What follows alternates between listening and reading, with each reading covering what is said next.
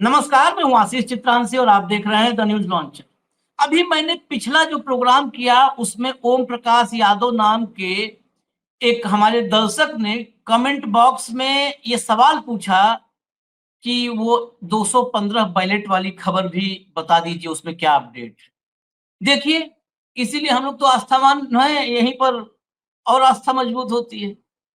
मैं वो कमेंट पढ़ रहा था और उसी समय मेरे पास खबर आ गई 215 बैलेट वाले मामले में। एक बड़ी खबर है, ब्रेकिंग है पंजाब और हरियाणा हाई कोर्ट से। ये ब्रेकिंग में बताऊं उससे पहले हेमंत जी को जोड़ लीजिए, फटाफट ले आइए स्क्रीन पर। हेमंत भाई, स्वागत है आपका। दरअसल 150 लिफाफे मतगणना के वक्त खोले ही नहीं गए। पंजाब और हरियाणा हाई कोर्ट में आज सबूत के रूप में, जैसे होता ना कि एक पक्ष ने ब्रजेंद्र सिंह की का बयान लिया गया और उसमें ब्रजेंद्र सिंह ने बताया कि 150 लिफाफे खुले नहीं, और अगर 150 लिफाफे नहीं खुले हैं तो हाई कोर्ट में ये ज्ञानेश कुमार के खिलाफ पुख्ता सबूत, ये पुख्ता सबूत है कि मतगणना में बेईमानी से बीजेपी जीती। और हाई कोर्ट ने चुनाव आयोग के अफसर को तलब भी कर लिया है। आपको खबर जब मैं बता रहा था तो उस समय स्क्रीन पर आपने देख ही ली होगी खबर। मैं सीधा चलता हूं इस पूरे अपडेट पर। हेमंत भाई, जरा पूरे अपडेट में खबर मतलब डिटेल में बता दीजिए एक बार ब्यौरा इसका। अजीत भाई नमस्कार, आपको सारे दर्शक साथियों को भी। देखिए, ये जो उचाड़ने वाला मामला है ये अपने आप में देश में एक इतिहास बनाने वाला है। कि आप देखिए कि साल भर हरियाणा की विधानसभा को गठित हुए हुआ नहीं, और आमतौर पे जो इलेक्शन पिटीशंस हैं वो कार्यकाल खत्म हो जाते हैं, उसके बाद उनका निपटारा होता है। ये पहला अवसर है, संभव होता है मेरे तो कैरियर में 25-30 साल में, कि विद इन 1 ईयर इतना सीरियसली उसको टेकअप केयर करके और उसको अपने मुकाम तक पहुंचाया जा रहा है जिस भी रूप में।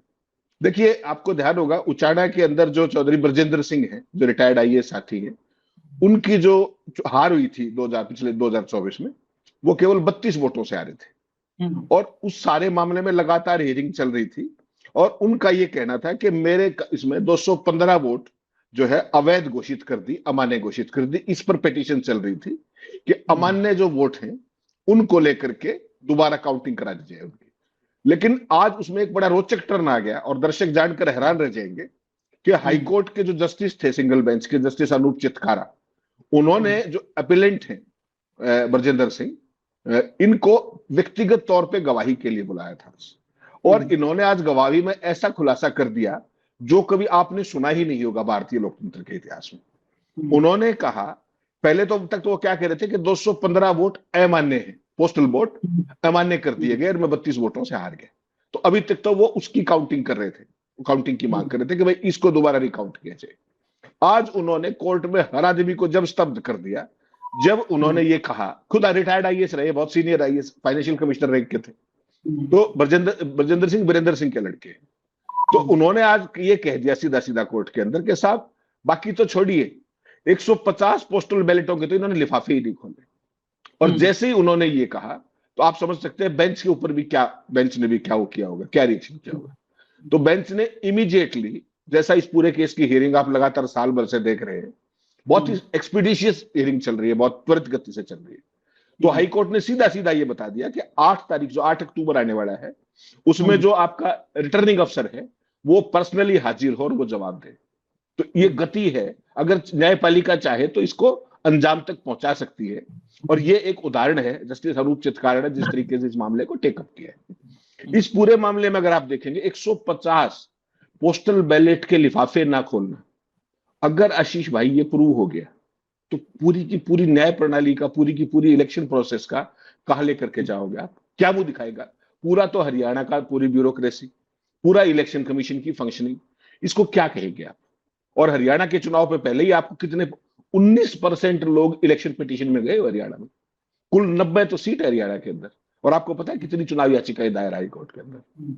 ये एक ऐसी याचिका है जो ब्रजेंद्र सिंह वाली है, ये त्वरित गति से अपने मुकाम की तरफ जाती हुई दिखाई दे रही है, जो ऐतिहासिक तौर पर तेज है। इससे पहले आपने कभी इस स्पीड से नहीं देखा होगा।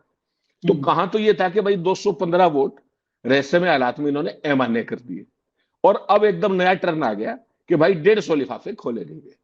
अगर वो 150 लिफाफे खोल गए तो आप समझ सकते हैं चुनाव का क्या होगा। और वो 215 जो अमान्य वोट है वो किन परिस्थितियों में की गई थी। अमान्य वोट का मॉडल भूल मत जाइएगा, दर्शक भी याद रखे, आपने चंडीगढ़ नगर निगम के चुनाव में देखा होगा, मसीह ने जो कारनामा किया था कैमरे के ऊपर, याद होगा ना आपको। जहां भी काउंटिंग होती है, जहां भी काउंटिंग होती है वहां पर कैमरे लगे होते हैं, काउंटिंग कैमरों के अंदर होती है। तो ये भी जो काउंटिंग सेंटर था यहां पर भी कैमरे निश्चित तौर पे होंगे, उचाना विधानसभा का भी। तो अभी तो केवल रिटर्निंग अधिकारी को बुलाया है, वो सारा पहले तो 150 का हिसाब दो भैया, उसके बाद 215 का जो अमान्य करीब वो हिसाब दो। और अगर कहीं चूक हुई और चंडीगढ़ नगर निगम वाला सीन क्रिएट हो गया मान लीजिए, क्योंकि उस पर तो पूरा शोर शराबा हो गया था कि वैलिड वोट को इनवैलिड किया और किया, काम सारा यहां भी यही है, 215 अमान्य वोटों को जिन्होंने चैलेंज किया था। तो अपने आप में बहुत रोचक फैसला आने वाला है ये। और इस देश की जो पूरी चुनाव प्रणाली है, खासतौर पर मतगणना, आपने देश के तमाम हिस्सों में पिछले 10-12 साल में एक चीज सुनी होगी कि पोस्टल बैलेट्स में बहुत बड़ा खेल होता है, हमेशा सुना होगा। और पोस्टल बैलेट जहां भी नैरो मार्जिन की सीटें, आशीष भाई आप चौंक जाएंगे, 1000 से 2000 वोट के बीच का जो भी मार्जिन जहां रहता है, ये अब आम आदमी की धारणा बन चुकी है कि 1000 से 2000 वोटों से हराना हो तो किसी को, सारा पोस्टल बैलेट में खेल कर दीजिए। तो अगर ये उचाना वाला मामला जिस तरीके से रिटर्निंग अफसर को तलब कर लिया है, पहले तो ये 150 का हिसाब होगा कि आपने खोले कि नहीं खोले, वो जवाब आने दीजिए, वो देखना बड़ा रोचक होगा। और इससे भी इतर वो जो 215 अमान्य कर रखी है वो भी बड़ा इंटरेस्टिंग होगा। तो कुल मिलाकर के हरियाणा के जो ये चुनाव हुए थे पिछली बार, इसके जनादेश पे तो सबको शक है पहले दिन से, कई कंस्टिट्यूंसीज में शक है। लेकिन चलो शुक्र है कि इतने ज्यादा इलेक्शन पिटीशंस होने के बावजूद भी कम से कम एक कंस्टिट्यूंसी का जो मतगणना में कथित गड़बड़ी है वो अपने निर्णायक दौर में पहुंच रही है, ये बहुत ही अच्छी बात है। अगर यहां पर चुनाव का परिणाम पलटा तो पूरे हरियाणा का चुनाव जो भी नैरो मार्जिन की सीटें वो संदिग्ध हो जाएंगी, ये मान के चलिएगा, जो छोटे मार्जिन की सीट्स। और आपको पता है मार्जिन कितना थोड़ा है, बिल्कुल जो बिहार वाला पिछला चुनाव था लगभग वैसा ही मार्जिन हरियाणा के अंदर है। मतलब अगर कांग्रेस की इतनी वोट और होती तो वो नंबर 1 पार्टी होती, यहां पे स्थिति खड़ी थी। और ये जो ब्रजेंद्र सिंह वाला मामला है ये अपने आप में न्यायिक इतिहास में एक नया रास्ता तय करने वाला है, पोस्टल बैलेट्स को लेकर के, और किस तरीके से चुनाव का जो काउंटिंग का पूरा मैंडेट है वो वायलेट होता है, उसको लेकर भी ये आने वाले समय में बहुत महत्वपूर्ण। और 8 अक्टूबर बहुत दूर नहीं है, 15 दिन के अंदर की बात है, सारी चीजें दूध का दूध पानी का पानी हो जाएगी। एक बात और याद दिला दूं आपको, अभी पानीपत की पंचायत का एक मैंने आपने शो किया था, अगर आपको याद हो, सुप्रीम कोर्ट ने रिटर्निंग अफसर को ईवीएम्स के साथ बुला लिया था, याद होगा ना आपको, अभी 15 दिन पहले। और वहां पर और रजिस्ट्रार जनरल के सामने वो वोट गिने गए और रिजल्ट को पलटा गया। तो वो एक पंचायत का चुनाव था। तो आप सोचिए, जो मैं आपको हमेशा एक बात कहता हूं आशीष भाई, कि जो पार्टी एक मेयर के चुनाव को नहीं बख्शती कैमरे पे गड़बड़ कराने में, तो उसके जो पूरे का पूरा जो सफलता का दौर चल रहा है उसमें और क्या क्या होगा, वो उसका अगली कड़ी थी पानीपत का इलेक्शन। और अब ये उचाने का जो इलेक्शन है ये अपने आप में मुझे लगता है कि हरियाणा के मामले में तो ये पेंडोरास बॉक्स खोल सकता है भारतीय जनता पार्टी की जीत को लेकर। देखिए, भाजपा के चुनाव जीतने में और भारत की चुनावी प्रक्रिया में, वर्तमान चुनावी प्रक्रिया में, अब कोई जैसे कहते हैं ना कि ये किताब है, इस किताब के पन्ने आप खोलो, कुछ पन्ने स्याह हैं, लेकिन एक किताब ऐसी है जिसका जिल्द भी स्याह है, वो भी कालिक पोता है, अंदर के पन्ने प्रस्तावना पे आओ वहां भी कालिक पुता है, अंदर जितने अध्याय है सब में कालिक पुता है, और पिछला पन्ना जो आखिरी जिल्द, पहली जिल्द होती है, पिछला जो कवर होता है वहां भी कालिक पुती है। कहां कहां भारत की चुनावी प्रक्रिया में संदेह है, जरा नोट करिए। ईवीएम मशीन पर सबसे पहले शुरू हुआ सवाल, ईवीएम मशीन में ब्लैक ग्लास पर हुआ कि आपको दिखता नहीं हो, ब्लैक ग्लास की वजह से पर्ची जब कट के गिरती है तो वो दिखता नहीं है, वहां पर शुरू हुआ। वीवीपैट से मिलान को लेकर शुरू हुआ, कितना मामला। फिर अगला सवाल पैदा हुआ चुनावी प्रक्रिया में, जब स्ट्रांग रूम में ईवीएम जाते हैं तो वहां बदल दिए जाते हैं, गाड़ियां भी मिली कुछ जगहों पर कि भाजपा की गाड़ी में ईवीएम जा रहा था, तो संदेह क्यों नहीं पैदा होगा। ईवीएम गायब हो गए लाखों, संदेह क्यों नहीं पैदा होगा। तो फिर स्ट्रांग रूम से गायब होने पर उसके बाद आइए, उसके बाद मतदाता डिलीट होंगे, मतदाता ऐड होंगे, मतदाता गायब होंगे, ये भी तरीका आ गया। उसके बाद मतदाता के बाद आइए तो आप गिनती में आ जाएंगे, गिनती में आएंगे तो राउंड वाइज गिनती में भी कई खेल है। राउंड वाइज एक छत्तीसगढ़ के मतलब वो नेता जो छत्तीसगढ़ का कैबिनेट मंत्री रहा, उसका बताया हुआ बता रहा हूं कि वो काउंटिंग में जो प्रत्याशी था वहां पर, वो प्रत्याशी जीतते जीतते उसका हारना दिखाने लगा। तो अंदर से किसी ने खबर किया तो वो पहुंच गए डीएम साहब के यहाँ, रिटर्निंग ऑफिसर थे। डीएम ने कहा नहीं ऐसा कुछ नहीं, ये नहीं वो नहीं, करने लगे। तो वो आदमी मंत्री रहा हुआ था, सीनियर मंत्री, तो वो उसने कुछ लोगों की नौकरी उसकी वजह से लगी हुई थी। तो जो कंप्यूटर में बैठा था उसने इशारा कर दिया, इशारा किया तो पता क्या चला कि हर राउंड में जिन निर्दलियों के वोट कम होते जाते हैं वो धीरे धीरे काउंटिंग सेंटर से गायब होते जाते हैं। वो काउंटिंग सेंटर से गायब हो जाते हैं जिनको पहले राउंड में मिला 25 वोट, दूसरे में मिला 125 वोट। क्या करेगा वहां, टाइम वेस्ट, अपना जाएगा फिर अपना जो है पंपिंग सेट की दुकान में बैठेगा, 2 पंपिंग सेट उतने देर में बेचेगा। चुनाव लड़ने तो पूरा हो गया उसका शौक, तो निकल लेता है वहां से। उसके वोट जो है जो एकदम वहां से छटते जाते हैं, उनके वोटों में से भी वोट शिफ्ट होते हैं जब कंप्यूटर पे एंट्री मारते हैं। एक ये खेल हो गया। उसके बाद आपने ये देखा पोस्टल बैलेट लिफाफा नहीं खुला, ये खेल हो गया। तो खेल बहुत है इसमें। 2 बातें बहुत महत्वपूर्ण और हैं। ये पोस्टल बैलेट का खेल जैसे भी बताया ना हेमंत जी ने कि जब जहां पर भी मार्जिन थिन होती है पोस्टल बैलेट नतीजा बताता है। तो पहले आप लोग अभी भी काउंटिंग के दिन सुनते होंगे कि पोस्टल बैलेटों की गिनती शुरू हुई। पहले जब गिनती होती थी तो पोस्टल बैलेट पूरे गिन लिए जाते थे, तब मशीन खुलती थी। यस, लेकिन नहीं ये इतना रूल है, ये इलेक्शन अब कमीशन नहीं का होता। रूल है, रूल है रूल ये। है लेकिन अब वो रूल नहीं हाँ फॉलो होता। हाँ, अब नहीं यस, फॉलो होता, शायद आपको जानकारी हो इस चुनाव में भी। बिल्कुल ये बिल्कुल। कई चुनाव से हो रहा है। अब क्या हो गया है कि अब तो राम राज है ना, इसको खाला का घर बना लिया है। ज्ञानेश कुमार, राजीव कुमार ने इसको खाला घर बना दिया कि जैसे मन होगा जिस जिस बिस्तर पे पसरना है पसर जाएंगे। अब क्या है कि पोस्टल बैलेट रखा है 3000 4000 रखा है, बंडल बन गए। 3 बंडल गिन के फिर ईवीएम खोल देते हैं और फिर ईवीएम की गिनती होने लगती है। उसको क्या जब आपत्ति भी जताता है कोई, अरे गिना तो सब जाएगा, आखिर में गिना जाएगा, क्या दिक्कत है आपको, मतलब टाल दिया। अरे गिना तो सब वोट, गिना तो सब जाएगा ना। अरे ईवीएम शुरू कर देते हैं, ईवीएम शुरू कर देंगे, थोड़ा सा तेज रुझान आएगा, उसको आखिर में गिन देंगे। जब ईवीएम से साफ हो जाता है जहां पर भी वो मार्जिन थिन जो अभी कहा हेमंत जी कि 700 800 1000 वोट 500 वोट का अगर मार्जिन है, तब वो बंडल फिर खुलते हैं जो पोस्टल बैलेट वाले। अब वो पोस्टल बैलेट के का जब बंडल खुलता है तो आखिर में फिर क्या होता है, जोर जबरदस्ती, जोर आजमाइश, ताकत का प्रदर्शन, बेईमानी का नंगा नाच, ये होता है।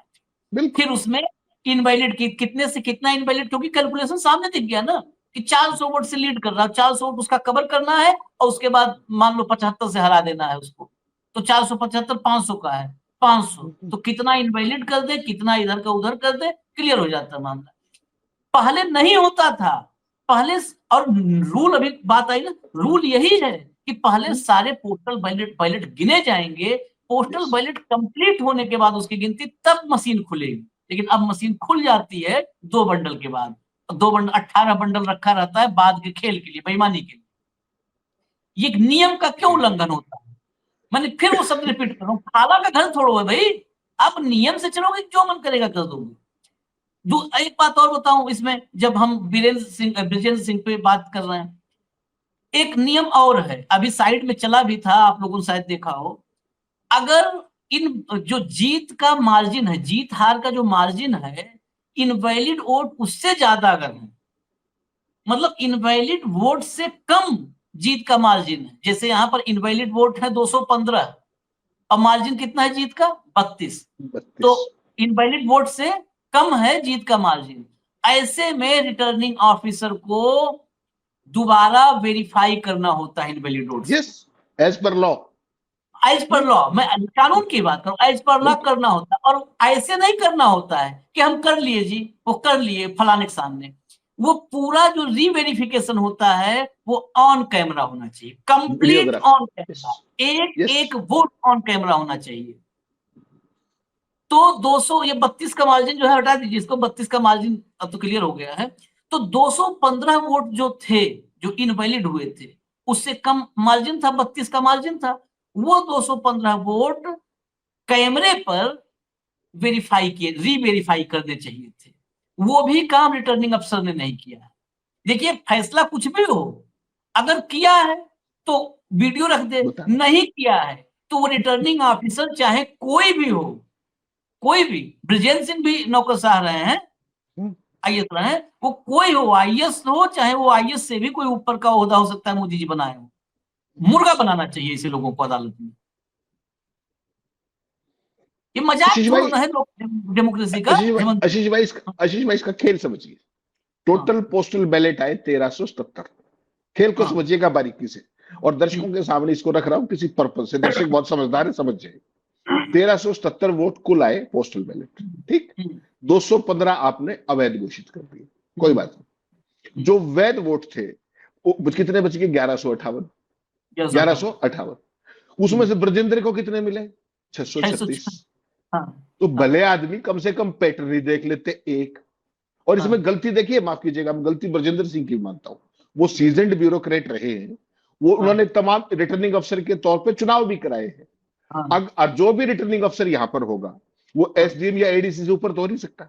रिटर्निंग अफसर लोकसभा में तो डीसी होता है, असेंबली कंस्टिट्यूंसी में तो जो एसडीएम होगा ज्यादा ज्यादा एडीसी होगा, उससे आगे नहीं। तो वो तो उनका बहुत ज्यादा सबॉर्डिनेट है, तो फाइनेंशियल कमिश्नर के अफसर थे, और वो तो एसडीएम या एडीसी है। तो इनको भी वहीं पर रिवेरिफिकेशन की बात करनी चाहिए थी, इनको जिद अड़ना चाहिए था, ये नहीं अड़े वहां पर। ये चीज भी नोटिस डालना जरूरी है, क्योंकि आदमी कई बार डिमोरलाइज होता है ना कि छोड़ो यार अब जो भी, क्योंकि ब्यूरोक्रेट का एक अलग से वो। तो एक बात। दूसरा, जो उन्होंने आज हाईकोर्ट के अंदर जो खोला, वो इंपॉर्टेंट जो कोट एंड कोट है वो बताना बहुत जरूरी है। उन्होंने आज कहा कोर्ट के अंदर कि 150 के करीब इनवैलिड वोट्स ऐसे हैं जिनके लिफाफे भी नहीं खोले गए। जो लिफाफा नहीं खुला वो इनवैलिड कैसे हो गया? बताइए आप मुझे। एक बेसिक समझ की बात है। कुछ जो लिफाफा ही नहीं खोला, आपको क्या पता उसके अंदर क्या है? और उसका जवाब दिया गया, जिनके लिफाफे भी नहीं खोले क्योंकि वो स्कैन नहीं हो पाए, और जो स्कैन नहीं हुए थे, जबकि इलेक्शन के रूल्स के अंदर प्रोविजन है कि उनको भी खोलने की एक लेट डाउन प्रक्रिया है। कई बार क्या होता है, स्कैन नहीं हुआ तो उसको भी, क्योंकि जो कानून बनता है ना, कानून में हर स्थिति का काउंटर दिया जाता है कि ये हो तो ऐसा कर लो, ये हो तो ऐसा कर लो, उसका प्रोवाइजो रहता है हमेशा। तो बेसिकली अगर उसमें नहीं था तो दूसरा प्रोसीजर फॉलो करते, खोलने की दूसरी प्रक्रिया है। लेकिन रिटर्निंग अफसर ने वेरिफिकेशन की होती तो ये भी पॉइंट खत्म। उन्होंने रिवेरीफाई भी नहीं किया, कोशिश ही नहीं की गई। और अगर ये प्रक्रिया नहीं हुई, इसलिए ब्रजेंद्र को हाईकोर्ट जाना पड़ा, और 1 साल से उनकी जगह कोई और विधायक है। तो अपने आप में कितना सवाल ये उठाता है। और तीसरी बात जो है कि जो ब्रजेंद्र सिंह ने भी देखिए, आमतौर पे क्यों होता है, पिटीशन क्यों फंसती है कि बहुत लेंथी पिटीशंस होती है। ये कर दिया आशीष चित्रांशी ने, ये कर दिया। इन्होंने कुछ नहीं, इन्होंने कहा कि साहब मैं 32 वोट से आ रहा हूं, 245 वोट का ये खेल, 215 वोटों का ये खेल है, मेरी तो ये दोबारा गिनवा दीजिए, कहानी खत्म। कोई भी कोर्ट इसको कैसे खींचेगा लंबा? बताओ, लंबा खींचने की गुंजाइश ही नहीं बची कि भाई 215 गिनवाने, खत्म। अब दूसरा इशू आ गया कि 215 तो वो अपनी जगह, वो जो 150 के लिफाफे नहीं खोले गए हैं उनको दोबारा स्कैन करो, और अगर स्कैन नहीं होते कोई बात नहीं, तो जो लेट डाउन प्रोसेस है उसके तहत कर लो। और जो पैटर्न दिख रहा है आपको 1377 वोटों का, उसमें से वैध 1158 है ना, और उसका जो पैटर्न देखिए उसमें 636 ब्रजेंद्र की है। तो चुनाव परिणाम की आप सहज कल्पना कर सकते हैं अगर इसको स्कैन कर लिया तो, क्योंकि मार्जिन केवल 32 वोट का है। ये चीज अपने आप में बहुत महत्वपूर्ण है, इसको सब चुनाव आयुक्तों को, सेंटर से लेकर के स्टेट इलेक्शन कमीशन को भी, और डिस्ट्रिक्ट इलेक्टोरल ऑफिसर्स जो डिप्टी कमिश्नर्स होते हैं उनको भी पर्सनली देखना चाहिए कि जो सेंसिटिव सीट्स हैं, और खासतौर पे जो कम मार्जिन की सीटें हैं, वहां पर किस तरीके से कोई भी जो लेट डाउन प्रोसीजर है वो वायलेट ना हो। जब एक सिंपल पोजीशन है कि अगर हार जीत का मार्जिन इन वैलिड वोट से ज्यादा है तो रीवेरिफिकेशन होगी, ये लेट डाउन, तो आपने क्यों नहीं किया भाई? और मैं तो ये भी सवाल करूंगा भाई, ब्रजेंद्र सिंह ने क्यों मांग नहीं की उस टाइम? उन्होंने इंसिस्ट क्यों किया? उन्होंने साइन क्यों नहीं किया? साइन नहीं करना चाहिए था ना। इलेक्शन की जो रिजल्ट शीट है उस पर साइन करने से मना कर सकते हो आपके, मैं तो नहीं करता, पहले इसको रिवैलिडेट करो। तो चलो वो जो वहां चूक हुई थी, अगर उसको वहां पे जिद की होती तो इनको अब साल भर का वो ना करना पड़ता, ये जो संघर्ष, इलेक्शन कमीशन फलाना है। हेमंत भाई, वहां पे कितना कोई जिद करेगा? देश में तो सब अवैध सरकारें, भाई आरोप तो लगी रहा है चारों तरफ से ना, जो दिख रहा है कि अवैध सरकारें चल रही हैं। कहां तक कौन कौन नहीं साइन करता, कि को नहीं होता, साइन नहीं करते थे, कोई 240 भी नहीं बैठे होते यहाँ पर। 60 70 80 का तो रिकॉर्ड है, एडीआर ने दिखा दिया कहां कहां कैसे वोट में गड़बड़ झाला है लोकसभा चुनाव में। बड़ी बात यह है कि एक मानवीय जो बौद्धिक तर्क होता है ना, मानवीय तर्क इस केस में सुनवाई में जो आप सुनेंगे तो चौंक जाएंगे कि इसमें पता है कि कौन बेईमानी किया। जो अभी हेमंत जी ने कहा 215 वोटों की गिनती, दरअसल पहले पूरी चुनावी प्रक्रिया को लेकर के पिटीशन थी बृजेंद्र सिंह की। जब इस पे हियरिंग पहली हुई तो उसमें बृजेंद्र सिंह ने, होता ना कि याचिका में संशोधन के लिए एक रिक्वेस्ट डाली, रिवीजन जज के लिए, साहब, सिंपल रिवीजन। जज साहब ने याचिका में संशोधन करने की इजाजत दी और उसी शुरुआत में ही याचिका में संशोधन किया। ब्यूरोक्रेट है तो उतने दिन में समझ में आ गया होगा उनको कि कितना न्याय प्रक्रिया खींचती है। तो याचिका में संशोधन की जज साहब ने इजाजत दी और उन्होंने जो संशोधन किया वो संशोधन किया कि हम कुछ नहीं, पूरी चुनावी प्रक्रिया सब किनारे कर दूंगे, मात्र 215 वोट का सवाल, क्योंकि पूरी चुनावी प्रक्रिया में इतने पक्ष हो जाएंगे कि गिनते रहो। भारत में तो कई चुनाव हो जाएंगे तब तक, जब तक फैसला होगा। तो उन्होंने 215 पे सीमित कर दिया कि तत्काल का हिसाब किताब हो, 215 वोट की खाली गिनती करवा दो बस आप। जब देवेंद्र अत्री जो भाजपा से जीते हुए विधायक हैं, इनके तरफ से पक्ष रखा गया, तो आप सुनेंगे क्या पक्ष रखा गया हेमंत भाई। इनके वकील ने कहा कि ये केस सुने जाने योग्य ही नहीं है, क्योंकि सुनवाई शुरू होने के बाद याचिका में परिवर्तन किया गया है, नहीं किया जाना चाहिए। नहीं, ऐसा नहीं। ये इनके वकील का मैं तर्क बता रहा हूँ, अदालती कार्रवाई बता रहा हूँ कि इससे मैं एक सामान्य मानवी के लिए, एक सामान्य व्यक्ति के लिए, कि वो सामान्य अपने बुद्धि से सोचे, अरे भाई हम और हेमंत जी चुनाव लड़े, हेमंत जी चुनाव जीत गए मान लिया 32 वोट से 64 वोट से, हम चले गए अदालत में, हम कहे कि 200 वोट जो इनवैलिड वाला है गिन दो। एक लाइन में हेमंत जी कहे 200 गिनना, गिन लो, जाओ गिन लो भाई, 200 गिनना है।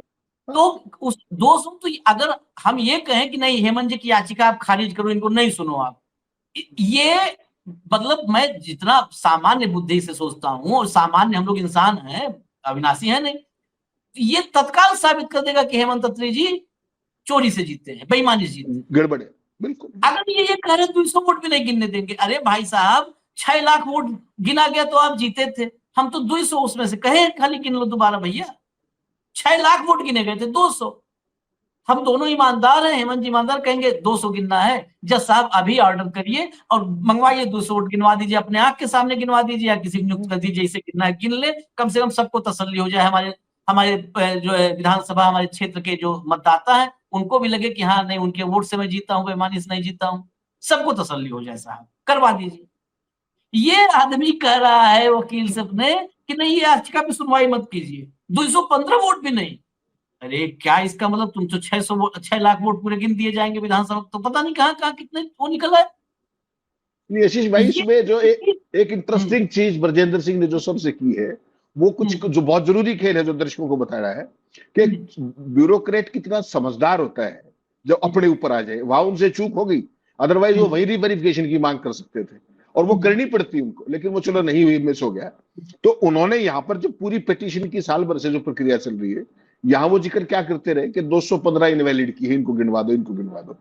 और जैसे ही हाईकोर्ट में निर्णायक पल आया तो उन्होंने आज उसके ऊपर हाइड्रोजन बम फोड़ दिया। और हाइड्रोजन बम क्या है कि साहब 150 वोट के तो लिफाफे ही नहीं खोले। तो ये तो पासा ही पलट गया ना। एक तरफ तो आप इनवैलिड वोट, आप जब उसको लिफाफा खोलोगे तभी तो कुछ पता लगेगा।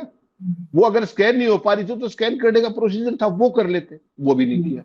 और आज all of a sudden court में बता दिया कि साहब 150 वोट, 215 में से 150 तो ऐसी है जो स्कैन ही नहीं हुई। तो अब जो ये निर्णायक दौर में जो चुनाव जो पहुंचा है सारा मामला, मुझे लगता है अब ये अगले महीने तक जिस तरह की गति है चुनाव की, और इस मामले में तो चूंकि अब बड़ा खुलासा हो गया कि भाई ये रीवेरीफाई भी नहीं की और लिफाफे नहीं खोले, अब तो कोर्ट ये करेगा ही करेगा। और ऑप्शन कहाँ है कि भाई वो जितनी भी वही इनवैलिड थी उनको रिकाउंट करो। और रिकाउंट होते ही जिस दिशा में निर्णय जाता दिख रहा है, वो अपने आप में भारतीय जनता पार्टी चुनाव आयोग के सारे कारनामों की पोल की एक वानगी और होगी। अपने क्या नाम है, चंडीगढ़ का नगर निगम के चुनाव के बाद, पानीपत की पंचायत चुनाव के बाद, और अब उचाना के एक ही स्टेट के अंदर, चंडीगढ़ हालांकि यूटी है, एक ही एरिया के अंदर ये तीसरी घटना होगी और ये अपने आप में चुनाव की जो मतगणना प्रक्रिया है उसके लिए भी निर्णायक होगी कि कैसे चुनाव अधिकारी नहीं होने चाहिए, कैसे मतगणना अधिकारी नहीं होने चाहिए।